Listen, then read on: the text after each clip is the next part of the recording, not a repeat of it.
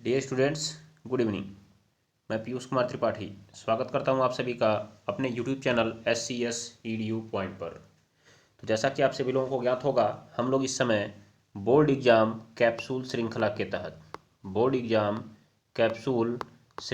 तहत 2019 बोर्ड परीक्षा में आए हुए प्रश्न पत्रों को हल कर रहे हैं, जिसमें हम लोगों ने रसायन विज्ञान का भाग पूरा कर लिया है। याद रखिएगा, जिसमें हमने रसायन विज्ञान का भाग पूरा कर लिया है और रसायन विज्ञान का भाग मैंने 2018 और 2019 दोनों का आपको सॉल्व करा दिया है।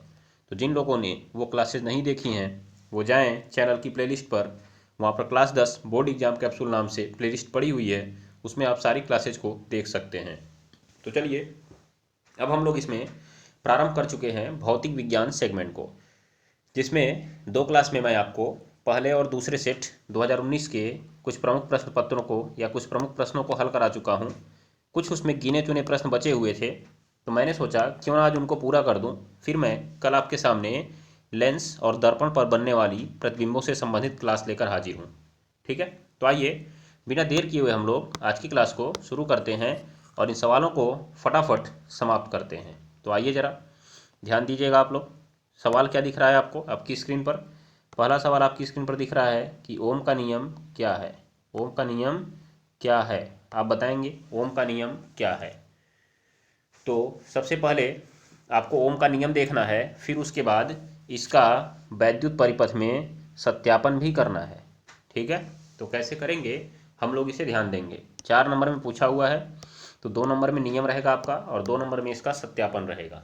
ठीक, तो चलिए इसमें आप लिखेंगे क्या? ओम के नियमानुसार। ओम के नियमानुसार आपके पेपर में लिखने का तरीका क्या होगा? आप लिखेंगे पहले कैसे, ओम के नियमानुसार, यहाँ तक तो लिखेंगे आप, फिर आप डैश देंगे, फिर कॉमा और इन्वर्टेड कॉमा लगाएंगे और इसमें आप लिखना शुरू करेंगे काली पेन से। याद रखिएगा, जो भी आप लिखेंगे इसमें काली पेन से लिखेंगे। तो मैं बोल रहा हूँ, आप उसको लिखेंगे। लिखिए, क्या लिखेंगे आप?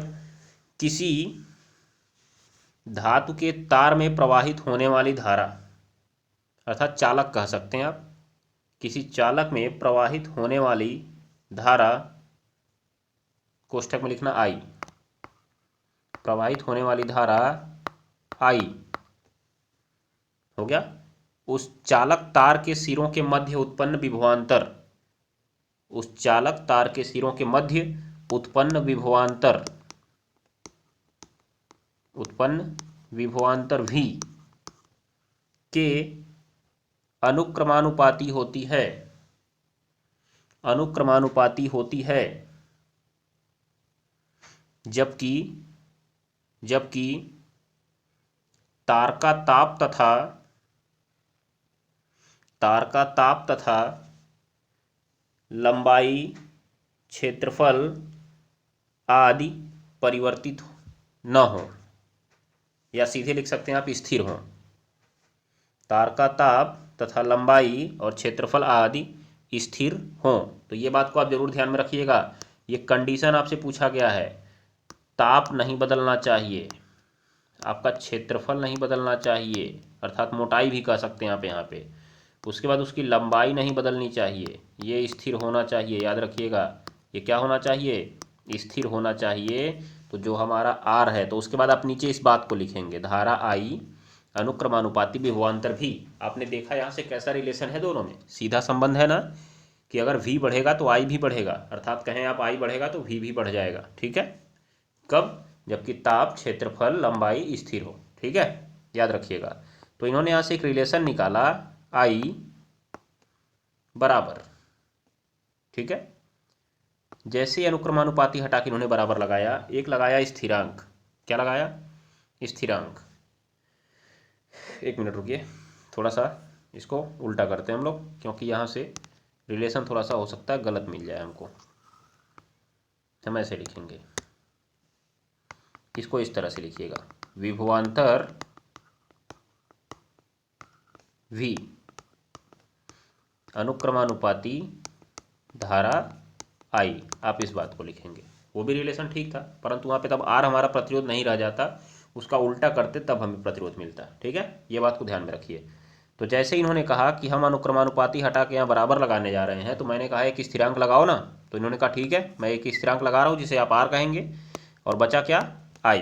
तो फॉर्मूला इनका क्या बन गया था, v बराबर आई इंटू आर, या v बट्टे आई बराबर आर, जो कि एक नियतांक था। अभी आपने देखा ये अनुक्रमानुपाती हटाने के बाद रखा गया था ना, तो अनुक्रमानुपाती हटाने के बाद रखा गया था, इसलिए आप नियतांक कहेंगे इसे। जहां जो आर है, आर एक नियतांक है, आर एक नियतांक है जिसे तार का प्रतिरोध कहते हैं, जिसे तार का प्रतिरोध कहते हैं। याद रखिएगा आप, जिसे तार का क्या कहते हैं, प्रतिरोध कहते हैं। हो जाएगा ना। तो इस प्रकार से देखिए यहाँ पे v बट्टे आई बराबर आर मिल गया, जो कि एक नियतांक था। तो यहाँ से ओम का एक और नियम निकल के आया, तो आप चाहें तो उसको भी लिख सकते हैं, परंतु लिखने की ज़रूरत नहीं है, पेपर में आप एक ही लिखिए बहुत है। तो दूसरे शब्दों में ओम ने क्या कहा था, उन्होंने कहा कि देखिए जब आप किसी चालक तार में धारा प्रवाहित करते हैं, जब आप किसी चालक तार में धारा प्रवाहित करते हैं, तो उसमें उत्पन्न विभवांतर और प्रवाहित होने वाली धारा आई का अनुपात नियत रहता है। उत्पन्न विभवांतर और प्रवाहित होने वाली धारा आई का अनुपात नियत रहता है। क्या रहता है जी, नियत रहता है। जबकि वही कहानी, ताप, क्षेत्रफल और लंबाई आदि स्थिर हों, आदि स्थिर हों। हो जाएगा ना, याद रखिएगा। चलिए, तो यहां से एक रिलेशन भी निकल के आया था। क्या निकल के आया था, किसी चालक के लिए या किसी चालक तार के लिए आप कह सकते हैं, किसी चालक तार के लिए V1 बट्टे I1 बराबर V2 बट्टे I2, मतलब दो कंडीशन, एक पहली स्थिति और एक दूसरी स्थिति। आप इसको केवल अलग से उतारिए, पेपर में आपको नहीं लिखना है, बस ये फ्लो चार्ट में मैं आपको बता दे रहा हूँ कि इस टाइप के अगर सवाल आए तो आप लगा सकें इसको। तो पहली स्थिति में जो V1 है वो विभवांतर है, विभवांतर, और जो I1 है वो क्या है, धारा है। जो I1 है वो धारा है, और जो V2 है वो दूसरी स्थिति में विभवांतर है, दूसरी स्थिति में विभवांतर है, और जो I2 है वो दूसरी स्थिति में धारा है। तो इस पर जानते हैं आपसे एक सवाल कैसे पूछा जा सकता है, बोलेंगे आप, किसी चालक तार के सिरों के मध्य विभवांतर, चालक तार के सिरों के मध्य विभवांतर, सवाल लिखिए और आप लगाने का प्रयास करिएगा, मैं बताऊंगा नहीं इसको।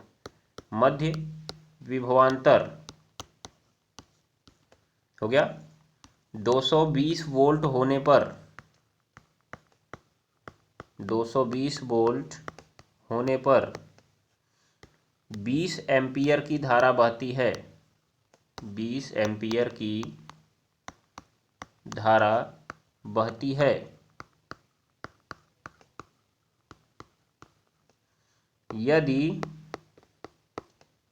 यदि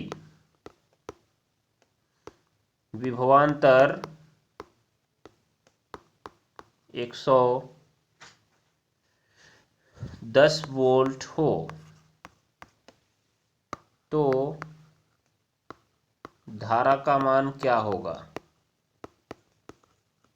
धारा का मान क्या होगा। हो गया ना, ये सवाल आपसे पूछा गया है।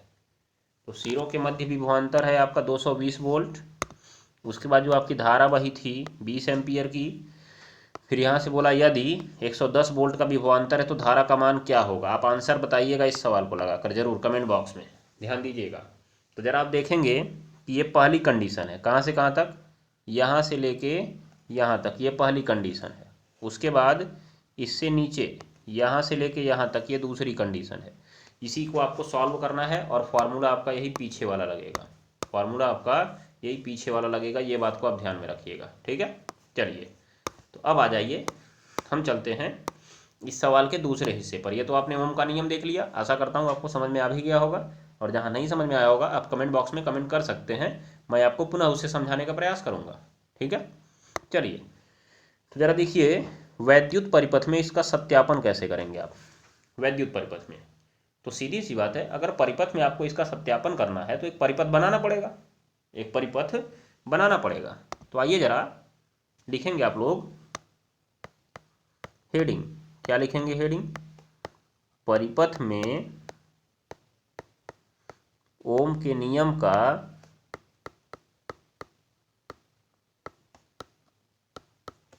सत्यापन, परिपथ में ओम के नियम का सत्यापन। तो जरा आइए और ध्यान दीजिए और सराहिए इस बात को। परिपथ में ओम के नियम का सत्यापन करना है तो लिखेंगे आप, इसके अंदर लिखिएगा जो मैं बोल रहा हूँ, फिर मैं परिपथ बनाता हूँ। तो लिखेंगे आप सर्वप्रथम एक बैटरी क्या लेंगे आप लोग, एक बैटरी कामा अमीटर जिसे आप धारामापी भी कह सकते हैं, धारामापी। उसके बाद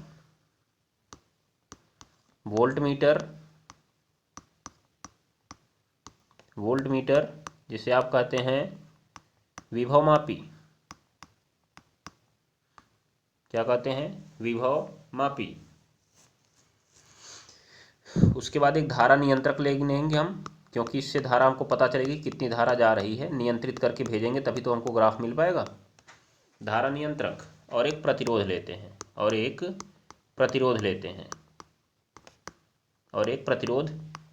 हैं, हो गया।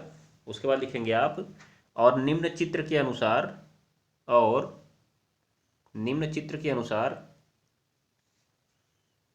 परिपथ बनाते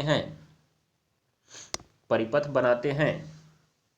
ठीक है, तो चलिए आप बैटरी ले लिए हैं, ये हो गया आपका बैटरी। तो बैटरी में आपके एक से ज़्यादा सेल होते हैं, जो बड़ा वाला सिरा होता है उसे आप प्लस कहते हैं, जो छोटा वाला होता है उसे आप माइनस कहते हैं। यहाँ से एक परिपथ जा रहा है, ऐसे हमने यहाँ पे एक धारा नियंत्रक लगा रखा है, अर्थात हम यहाँ से धारा को कंट्रोल कर सकते हैं, हम जितनी चाहेंगे उतनी धारा इस परिपथ में प्रवाहित करेंगे, याद रखिएगा आप लोग।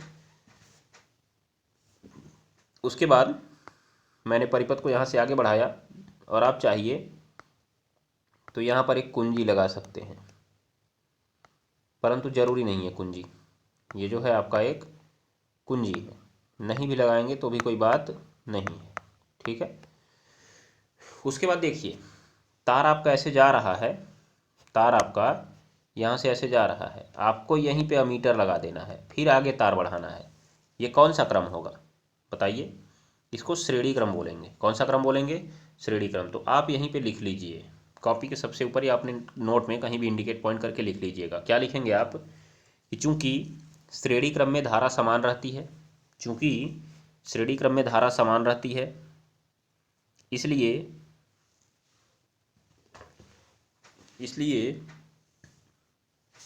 अमीटर सदैव श्रेणी क्रम में लगाते हैं, हो जाएगा ना, याद रखिएगा। तो आप क्या करेंगे, यहाँ पे आपको देखना है कि यहाँ पर लगाना है एक अमीटर। तो चलिए हम एक अमीटर लगाते हैं, यहाँ पे हमने एक लगा दिया अमीटर, ऐसे गोला करेंगे आप और यहाँ पे लिख देंगे ए। तो ये क्या बताएगा हमको, ये धारा का मान बताएगा कितनी धारा जा रही है। फिर आप आगे चलिए और यहाँ आप अपना लगा लीजिए प्रतिरोध। ठीक है, उसके बाद यहाँ लाकर इस परिपथ को पूरा कर दीजिए, ये चीज़। ठीक है, यहाँ पे ये हो गया आपका परिपथ पूरा। अब आपको वोल्ट मीटर भी तो लिया आपने, तो वोल्ट मीटर कहाँ लगाएंगे, आपको प्रतिरोध के सिरों पर ही तो विभवांतर नापना है, क्योंकि जब तक आप प्रतिरोध नहीं लगाएंगे तब तक विभवांतर कैसे नापेंगे। तो प्रतिरोध के सिरों पर विभवांतर नापना है, और प्रतिरोध को हमेशा समांतर क्रम में जोड़ा जाता है। तो आप चाहें कि मैं यहीं से कनेक्शन को डिप करके, मैं यहीं पर कनेक्शन को डिप करके और वोल्ट मीटर जोड़ दूं, देखिए यहाँ पर वोल्ट मीटर, तो ये गलत चीज़ होगा, ये गलत चीज़ होगा। वोल्ट मीटर को हमेशा समांतर क्रम में जोड़ते हैं। तो आप कॉपी के सबसे ऊपर लिखेंगे कि चूंकि समांतर क्रम में विभवांतर समान रहता है, समांतर क्रम में विभवांतर समान रहता है, इसलिए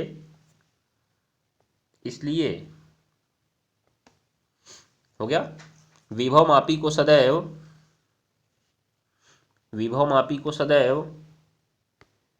समांतर क्रम में जोड़ते हैं। तो देखिए मैं परिपथ के दोनों सिरों से 2 तार निकालूंगा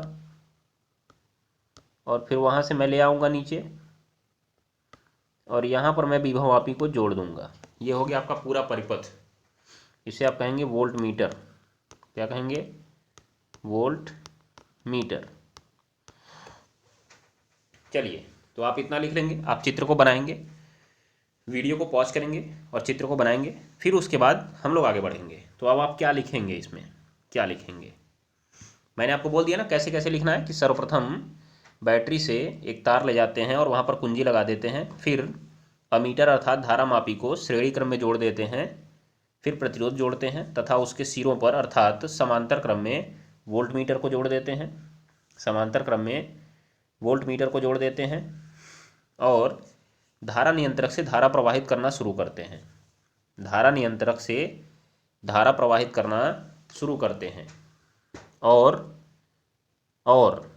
अमीटर से धारा आई, अमीटर से धारा आई व वोल्ट मीटर से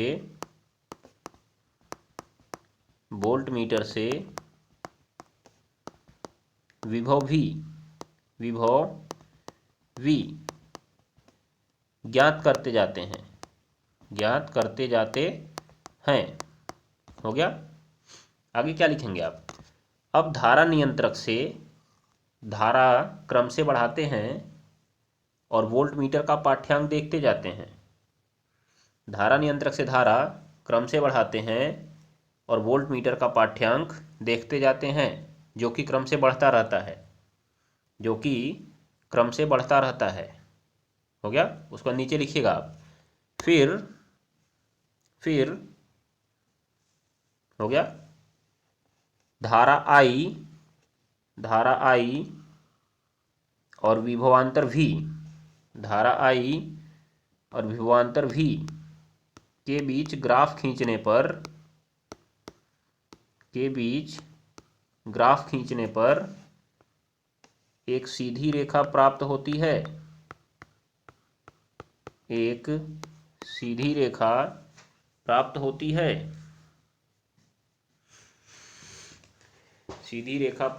है जिसका ढाल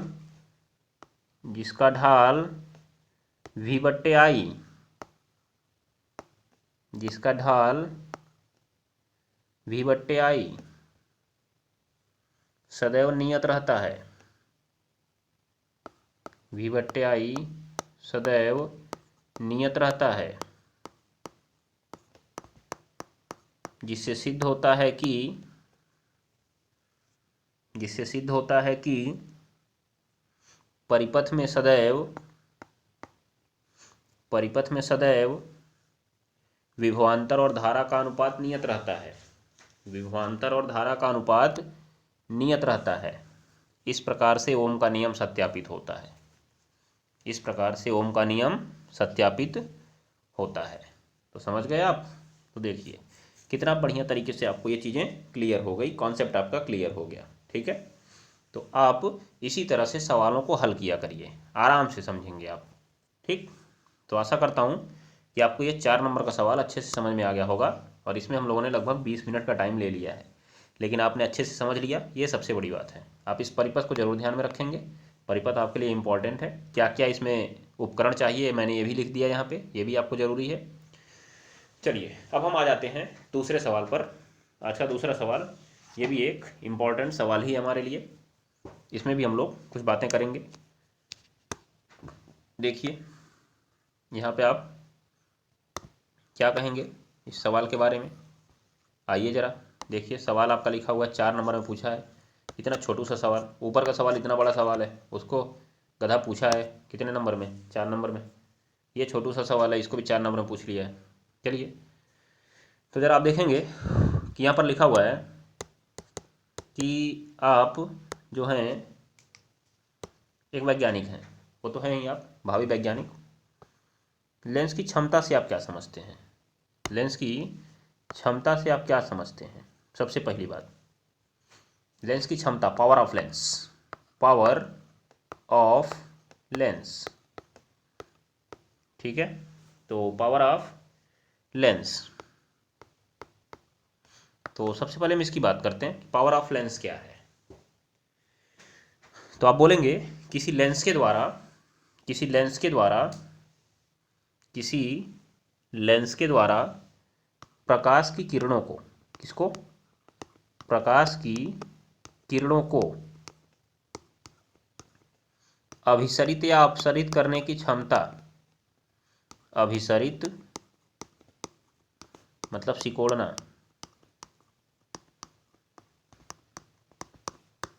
या अपसरित करने की क्षमता, अपसरित करने की क्षमता क्या कहलाती है? उस लेंस की क्षमता कहलाती है, उस लेंस की क्षमता कहलाती है। हो गया? मतलब आप ये कहना चाहते हैं कि प्रकाश की जो किरणें हैं वो अभिसरित होती हैं या अपसरित होती हैं। अपसरित करना मतलब फैलाना, ठीक है। तो प्रकाश की किरणें जो हैं अभिसरित होती हैं या अपसरित होती हैं। तो किसी लेंस की जो यही क्षमता है, अर्थात उसको अभिसरित और अपसरित करने की जो क्षमता है, उसी को आप कहते हैं लेंस की क्षमता। अभिसरित कौन करता है जी? उत्तल। और अपसरित कौन करता है? अवतल। अपसरित कौन करता है? अवतल। एक और इंडिकेट पॉइंट आप लिखेंगे, एक और इंडिकेट पॉइंट, कोई लेंस, कोई लेंस हो गया, प्रकाश किरणों को जितना अधिक अभिसरित या अपसरित करेगा, कोई लेंस प्रकाश किरणों को जितना अधिक अभिसरित या अपसरित करेगा, हो गया, अभिसरित या अपसरित करेगा, उसकी क्षमता उतनी ही अधिक होगी, उसकी क्षमता उतनी ही अधिक होगी। हो गया? चलिए तो ज़रा मैं बात करता हूँ यहाँ पे आपसे, दो प्रकार का मैं लेंस बनाता हूँ। यहाँ देखिए, ये मैंने एक लेंस लिया और मैंने यहाँ पे एक लेंस लिया, ठीक है। तो ये उसका जो मुख्य अक्ष था, यहाँ पे जो आपका पी होता है, और उसका एफ यहाँ पे था, और ये इसका ध्रुव था पी, और उसका जो एफ था थोड़ा दूर था यहाँ पे। ये देखिएगा, मैं दो किरणें लेकर आ रहा हूँ, मैं यहाँ से लेके आया एक किरण और यहाँ से लेके आया एक किरण, ठीक है। वैसी किरण, वही किरण को मैं यहाँ पर भी लेकर गया, यहाँ पर भी लेकर गया, ठीक है। तो आपको मालूम ही है कि उत्तल लेंस में अपवर्तन के पश्चात किरणें जो होती हैं वो मुख्य फोकस से होकर जाती हैं। कहाँ से होकर जाती हैं? मुख्य फोकस, अर्थात सिकुड़ रही है ना ये, तो अभिसरित। तो देखिए ये यहाँ से जा रही है और यहाँ पर जाकर मिल रही है, ध्यान दीजिएगा, इतना दूर जाने के बाद ये मिल पाई। परंतु जब आप इसमें देखेंगे ये यहीं पर जाकर मिल गई। ध्यान से देखिए, बहुत अच्छे से समझिएगा इस बात को। देखिए यहाँ पी था इतनी ही दूरी पर, मान के चलिए कहीं ये 5 सेंटीमीटर रहा हो तो ये कम से कम 10-12 तो रहा होगा, याद रखिएगा। तो देखिए इसमें जो किरणें थी, समांतर किरणें, वो 10 सेंटीमीटर दूर जाने के बाद आपस में मिल पाई, और इसमें 5 सेंटीमीटर दूरी पर ही आपस में मिल गई। तो आप बताइए लेंस नंबर 1 ने ज़्यादा मोड़ा कि लेंस नंबर 2 ने ज़्यादा मोड़ा? तुरंत कमेंट बॉक्स में आंसर दागिए, फटाक से कमेंट करिए तुरंत। लेंस नंबर 1 ने ज़्यादा मोड़ा कि 2 ने?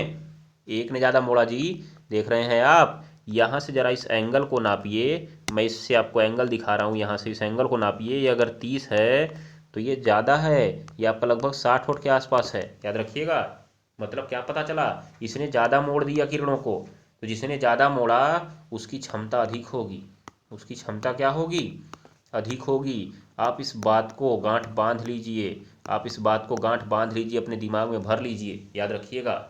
लेंस की क्षमता क्या होगी? उसकी अधिक होगी। तो जरा आप देखेंगे ऐसा हुआ क्यों? इसकी फोकस दूरियां कम थी जी, 5, तभी तो ज़्यादा मुड़ाया, क्योंकि फोकस दूरी से जाना फिक्स है, अर्थात मुख्य फोकस से जाना फिक्स है। यहाँ इसकी फोकस दूरी ज़्यादा थी, फोकस से जाना था इसलिए कम मुड़ा पाया। वो चाहता तो यहाँ चाहकर भी नहीं मुड़ा सकता था, क्योंकि यहाँ उसका फोकस था ही नहीं, जाना तो उसको यहाँ से था, इसीलिए उसने इतना ही मुड़ाया, 30 अंश पर ही मुड़ाया। तो इसका मतलब ये है कि इसमें लेंस की गलती नहीं थी, इसमें फोकस की गलती थी। किसकी गलती थी? फोकस की गलती थी। फोकस नज़दीक रहेगा तो क्षमता ज़्यादा होगी, और फोकस दूर रहेगा तो क्षमता कम होगी, याद रखिएगा। मतलब बताइए, फोकस नज़दीक तो क्षमता अधिक, अर्थात कहें हम फोकस कम तो क्षमता अधिक, फोकस कम तो क्षमता अधिक, और फोकस अधिक तो क्षमता कम। कैसा रिलेशन निकला? उल्टा रिलेशन निकला ना? उल्टा रिलेशन निकला कि नहीं निकला? अर्थात जो आपकी क्षमता है वो फोकस दूरी का उल्टा रिलेशन रखती है, फोकस दूरी का उल्टा है। तो यहाँ से आप एक परिभाषा बना सकते हैं कि किसी लेंस की क्षमता फोकस दूरी का प्रतिलोम होती है, अर्थात उल्टा होती है। हो जाएगा। अब अगर फोकस दूरी आप मीटर में रखते हैं, मीटर में तो ऊपर 1 रहेगा। अगर आप फोकस दूरी सेंटीमीटर में रखते हैं तो ऊपर रहेगा 100, क्योंकि 1 मीटर में 100 सेमी होता है, और ये रहेगा आपका सेंटीमीटर में, याद रखिएगा। और लेंस की जो क्षमता होती है वो किस में नापते हैं जी? डायोप्टर में नापते हैं। किस में नापते हैं? डायोप्टर में, डी। किस में नापते हैं? डायोप्टर में, डी। तो ये आपने जान लिया लेंस के बारे में। अब बात उठती है कि कौन सा लेंसवा माइनस होता है और कौन सा लेंसवा प्लस होता है। तो इसी एफ के आधार पर आप बता दीजिए ना, इसी एफ के आधार पर आप बताइए कि एफवा अगर माइनस होगा तो क्षमतावा माइनस आएगी, और एफवा जो है अगर प्लस होगा तो क्षमतावा कहाँ आएगी? प्लस आएगी। जानते हैं कि नहीं आप? गांठ बांध लीजिएगा इस बात को। देखिए कितना बढ़िया क्लास है ये, ध्यान दीजिएगा। इंपॉर्टेंट, कक्षा 10 और 12 दोनों के लिए इंपॉर्टेंट है आप में, क्योंकि 12 में भी ये चीज़ें आती हैं। ठीक है, तो अब देखिए ज़रा आप कि आपसे पूछा जाए कि किसकी क्षमता ऋणात्मक और किसकी क्षमता धनात्मक। तो मैंने कहा छापो तुरंत 2 इंडिकेट। क्या? चूंकि अवतल लेंस की फोकस दूरी ऋणात्मक, इसलिए क्षमता भी क्या? ऋणात्मक। और उत्तल लेंस की फोकस दूरी, उत्तल लेंस की फोकस दूरी धनात्मक, इसलिए क्षमता धनात्मक। दिखा कि नहीं आपको? याद रखिएगा, गांठ बांध लीजिए आपको। इसी तरह से आपको बता देना धड़ाक से, कोई प्रॉब्लम ना, नो एनी प्रॉब्लम। अब आप बताइए कि अवतल लेंस की फोकस दूरी ऋणात्मक और उत्तल लेंस की फोकस दूरी धनात्मक कैसे होती है। इसके लिए मैं आपको 2 फिगर लेके समझाता हूँ। देखिए, यहाँ से लेंस है, ये इसका P है, और यहाँ पे इसका F है। इधर साइड में भी इसका F होता है, 2 F होते हैं इसके। अब यहाँ से प्रकाश की किरण आ रही थी, तो आपको मालूम है उत्तल लेंस अभिसारी लेंस है, अर्थात मुड़ा देता है, तो मुड़ा देगा F की ओर यहाँ से। तो ये आपका F मिला, ये आपका F मिला। किस साइड में मिला? आप जरा अपना एक्सिस बनाइए, ऐसे बनाते कि नहीं बनाते हैं? ये होता है एक्स एक्सिस, ये होता है वाई एक्सिस। तो जब एक्स एक्सिस के आप इस साइड में होते हैं तो प्लस होता है, और इस साइड में होते हैं तो माइनस होता है, याद रखिएगा। तो आप देखिए इस एक्सिस के किस साइड में है? प्लस साइड में है ना, तो इसीलिए इसकी फोकस दूरी क्या होती है? प्लस होती है। परंतु जब आप एक अवतल लेंस लेते हैं, क्या लेते हैं? अवतल लेंस लेते हैं, और उसका P देखते हैं यहाँ से, और यहाँ से उसका F देखते हैं, और उधर भी इसका एक F देखते हैं। तो देखिए, जब यहाँ से समांतर प्रकाश की किरणें आती हैं तो ये अपसारी है, इसीलिए ये फैला देता है, ऐसे इधर मोड़ देता है, तो किरणें इधर निकल जाती हैं। तो अब बताइए, क्या ये कभी मिल पाएंगी? क्या नहीं मिल पाएंगी। तो हम इनको पीछे बढ़ाते हैं ऐसे। उसके बाद ये कहाँ से जाती हुई प्रतीत होती हैं? इस F से जाती हुई प्रतीत होती हैं। तो अब आप बताइए कि अगर आप एक्सिस बनाते हैं तो ये एक्स एक्सिस है, इसका प्लस वाला सिरा, ये एक्स एक्सिस का माइनस वाला सिरा, तो ये भी F माइनस वाले सिरे की ओर आया ना, इसलिए F क्या हो गया? ऋणात्मक। तो अवतल लेंस का F इसीलिए ऋणात्मक होता है। आप अगर गणित के विद्यार्थी हैं तो आप इसके माध्यम से समझ लिया करिए हमेशा। एक्सिस बनाइए, एक्सिस बनाइए, जो इधर साइड होगा वो प्लस, जो इधर साइड होगा वो माइनस, जो ऊपर की साइड होगा वो प्लस, और जो नीचे की साइड होगा वो माइनस। तो जब भी आपका उल्टा प्रतिबिंब बनता है तो नीचे बनता है, इसलिए ऋणात्मक होता है। सीधा बनता है तो ऊपर होता है, धनात्मक होता है। वस्तु हमेशा आप ऊपर ही रखते हैं, इसलिए वस्तु हमेशा धनात्मक ली जाती है। बाकी आपके फोकस दूरी उत्तल लेंस, ये क्या बोलते हैं, वक्रता त्रिज्या, वक्रता केंद्र, और वस्तु की दूरी, प्रतिबिंब की दूरी, ये सभी इस नियम से लगते हैं, प्लस और माइनस। ठीक है, तो मैंने आपको यहाँ पे चिन्ह परिपाटी भी समझा दिया।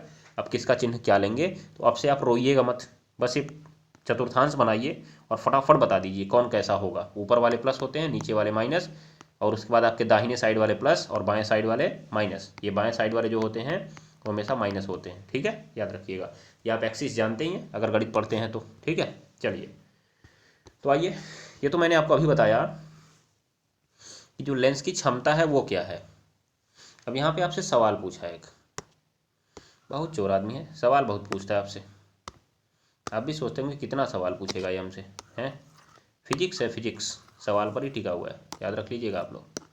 जो हमारा फिजिक्स हुआ होता है ना, उस सवालों पर टिका होता है। वो चाहता है कि आप सवालों लगा लगा मर जाए, लेकिन आपको मरना नहीं, आपको जिंदा रहना है, आपको जिंदा रहना है, याद रखिएगा। सांस चलती रहनी चाहिए आपकी, खून का एक एक कतरा जब तक आपके शरीर में बाकी है, आपको जिंदा रहना होगा। चलिए देखिए जरा इधर, एक लेंस की क्षमता दिया -2 डायोप्टर, क्षमता दिया -2 डायोप्टर। धड़ाक से बताइए तो कौन सा लेंस है ये, बोलिए बोलिए, छापिए जल्दी छापिए, कमेंट बॉक्स में छापिए तुरंत, कौन सा लेंस है। नहीं बताएंगे, ये कौन सा लेंस है जी, ये है अवतल लेंस। कैसा लेंस है, अवतल लेंस है। तो लिखेंगे आप, चूंकि क्षमता ऋणात्मक है इसलिए अवतल लेंस है। यहाँ पे देखिए लिखा हुआ है ना, प्रकृति क्या होगी, प्रकृति पूछा कि नहीं आपसे, तो प्रकृति आप बता दीजिएगा कैसी प्रकृति है, अवतल लेंस है। बाकी फोकस दूरी पूछ रहा है जी, फोकस दूरी एफ पूछ रहा है, एफ क्वेश्चन मार्क। तो चूंकि आप जानते हैं कि क्षमता का फार्मूला क्या होता है, 100/f, जो यहाँ एफ है वो सेंटीमीटर में रहेगा। तो क्षमता आपने रख दिया, देखिए क्षमता आपने रखा इसका -2 और बराबर 100/f। एफ को इधर गुणा करा लीजिए, तो -2f इज इक्वल 100, तो f इज इक्वल 100/-2, तो क्या आ जाएगा जी, f is equal -50 centimetres, -50 centimetre. ये हो गई उसकी फोकस दूरी, माइनस में है, इसका मतलब जाहिर सी बात है ये कौन सा लेंस है, अवतल लेंस है। ठीक है, याद रख लीजिएगा। तो देखिए कितना सुंदर, कितना खूबसूरत और कितना प्यारे तरीके से आपका सवाल लग गया है। तो हम लोग अब आगे चलें क्या, बोलेंगे आप लोग। चलिए हामी भरिए, जरा प्रेजेंटी लगाइए। हमको मालूम है आधे सो रहे हैं, इसमें पढ़ाई लिखाई नहीं करना चाहते हैं, लेकिन जिनको पढ़ना है वो पढ़ लीजिए मन से बच्चा, नहीं तो आपका भविष्य चौपट हो जाने वाला है, याद रखिएगा।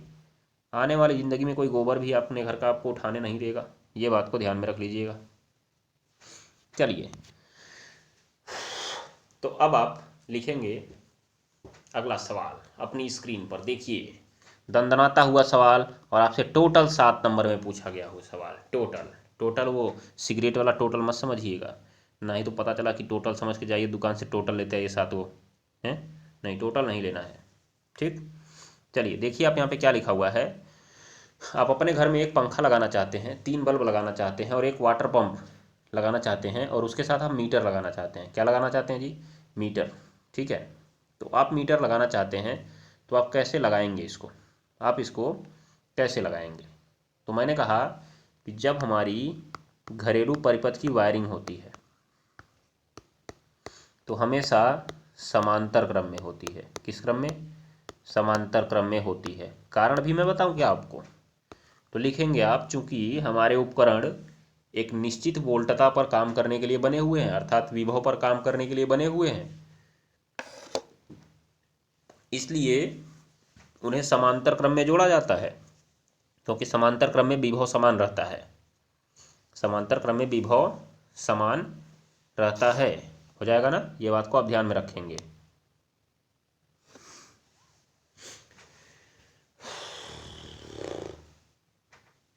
विद्युत परिपथ में मीटर किस क्रम में जोड़ा जाता है,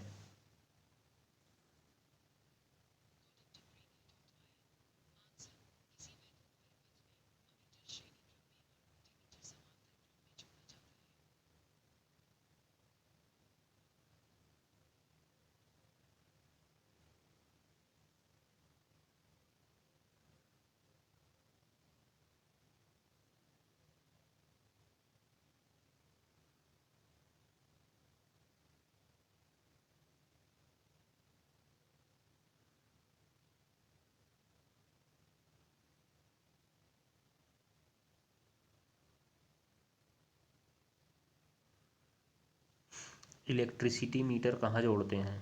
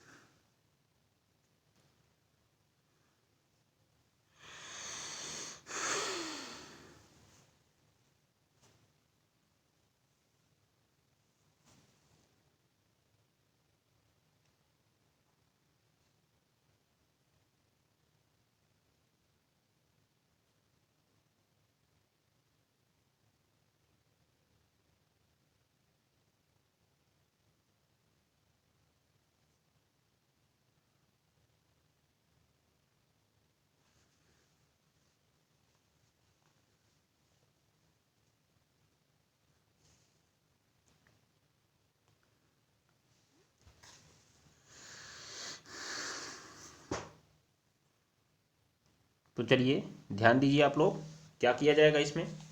कहा गया कि आपको परिपथ बनाना है, तो मैंने कहा ना आपसे, अगर घरेलू परिपथ आप बनाएंगे तो आप इसे समांतर क्रम में जोड़ेंगे सभी लोगों को।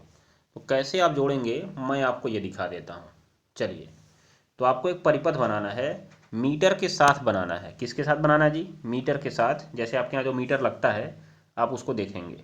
उसके बाद फ्यूज भी लगाइएगा, फ्यूज फ्यूज दिखाते हुए परिपथ बनाइए, ठीक है। उसके बाद कह रहा है फ्यूज की जगह एमसीबी लगाने का लाभ क्या होगा। तो चलिए पहले हम लोग परिपथ बना लेते हैं। कैसे? देखिए,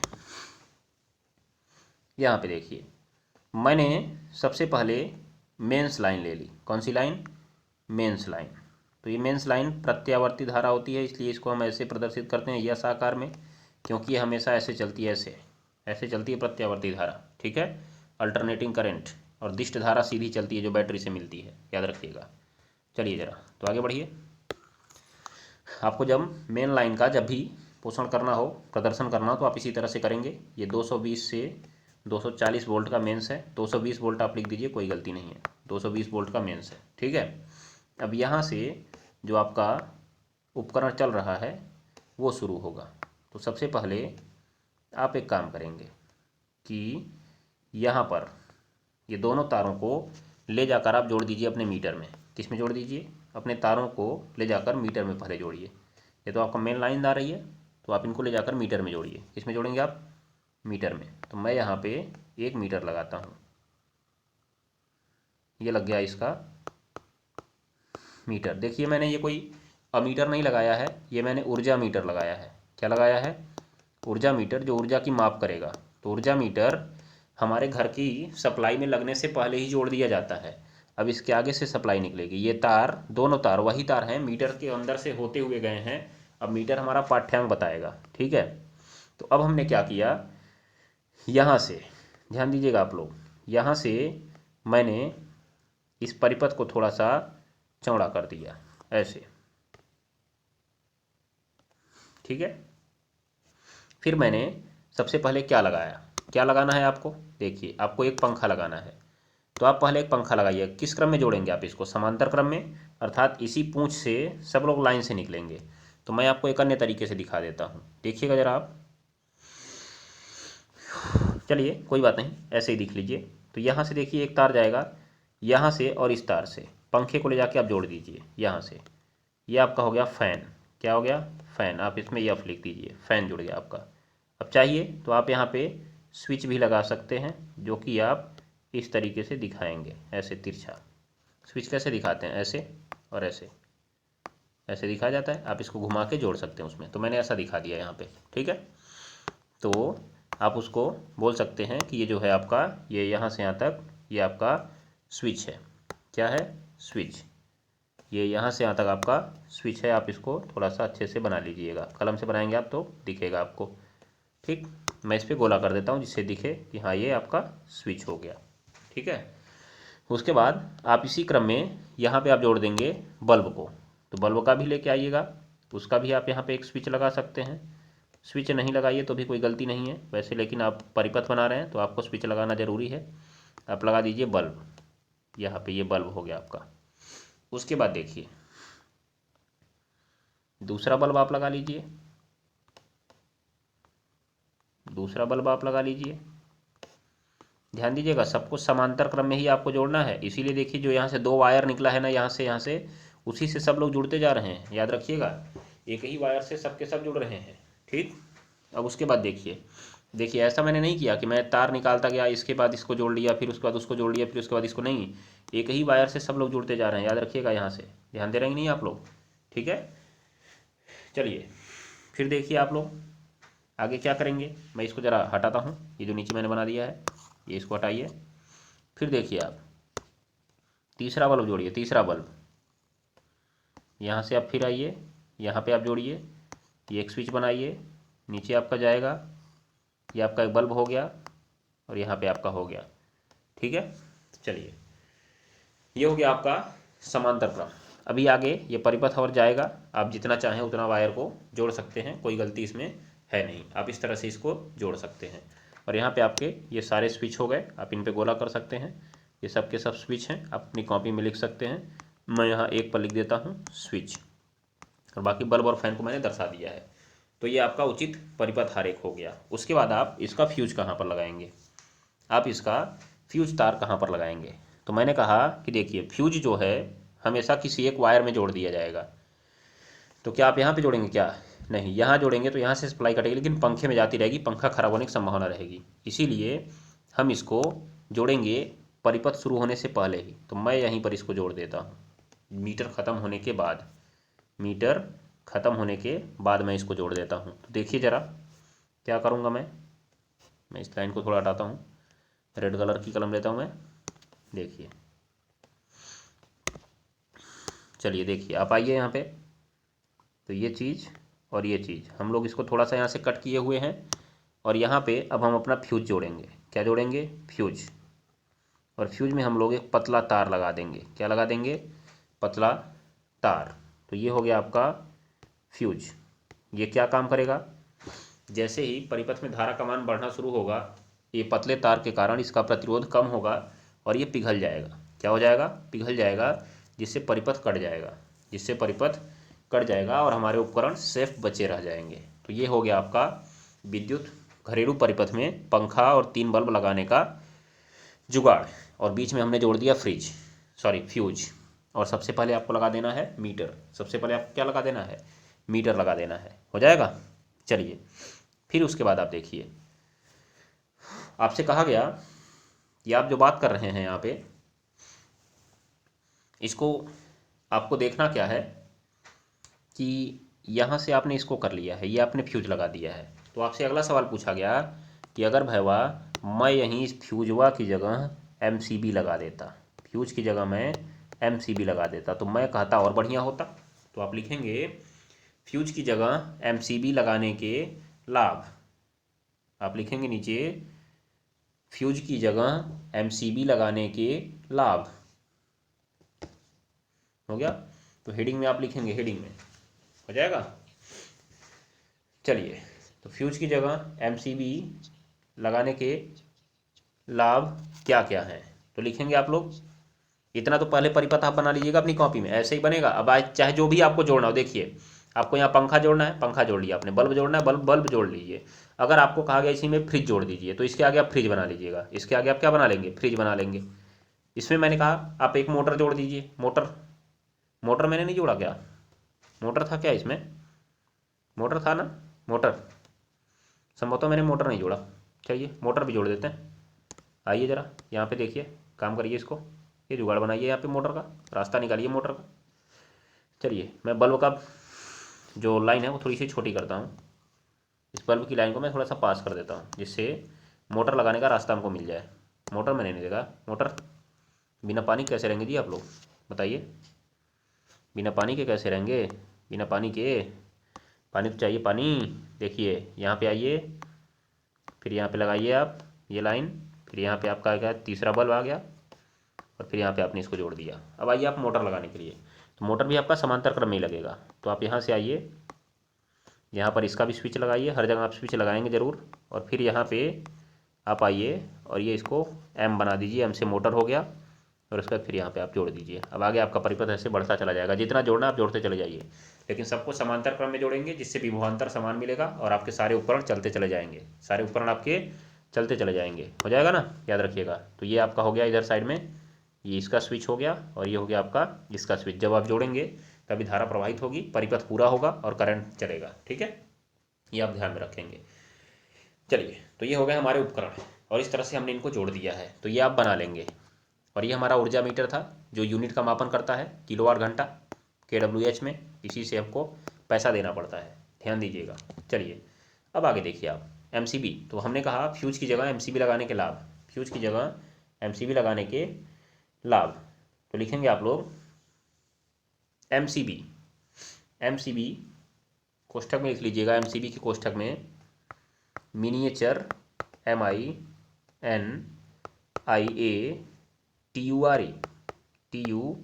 MINIATURE circuit CIRCUIT circuit, breaker BREAKER breaker, miniature circuit breaker. हो गया, तो लिखेंगे आप लोग इसमें MCB जैसे ही अत्यधिक धारा प्रवाहित होती है, जैसे ही अत्यधिक धारा प्रवाहित होती है नीचे गिर जाती है, नीचे गिर जाती है। और हमें परिपथ में अव्यवस्थाओं का पता लग जाता है, अव्यवस्थाओं का पता लग जाता है। हो गया, जबकि फ्यूज अगर मोटा है तो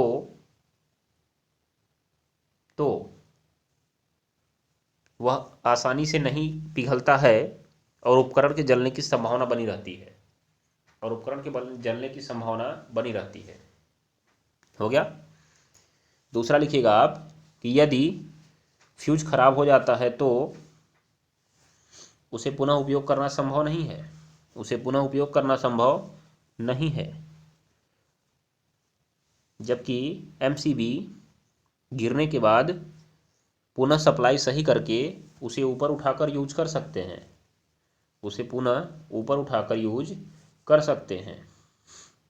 कर सकते हैं। हो गया, चलिए आगे लिखेंगे आप अगला पॉइंट। MCB फ्यूज की अपेक्षा ताप वृद्धि के प्रति अधिक सुग्राही